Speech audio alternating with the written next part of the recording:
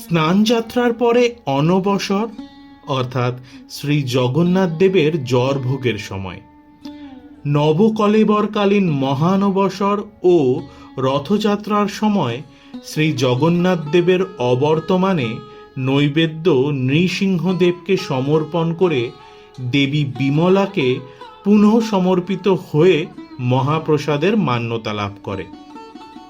একদা মা পার্বতী ভগবান বিষ্ণুর প্রসাদ সেবনের অনেক চেষ্টা করে বিফল হয়ে কঠোর তপস্যা করেন। তাঁর দীর্ঘ 12 বছরের তপস্যায় ভগবান বিষ্ণু সন্তুষ্ট হয়ে বলেন, তোমার এই ইচ্ছা বর্তমানে পূরণ হওয়ার নয়। কলিযুগে যখন আমি শ্রী বলরাম ও শ্রী সুভদ্রা সহ শ্রীমন্দিরের রত্ন সিংহাসনে দারু ব্রহ্মরূপে বিরাজিত থাকব এবং তুমি বিমলা রূপে পূজিত হবে, তখন আমাকে নিবেদিত নৈবেদ্য তোমাকে সমর্পণ করা হবে। তুমি সেই নৈবেদ্য গ্রহণ করার পর তা মহাপ্রসাদে পরিণত হবে।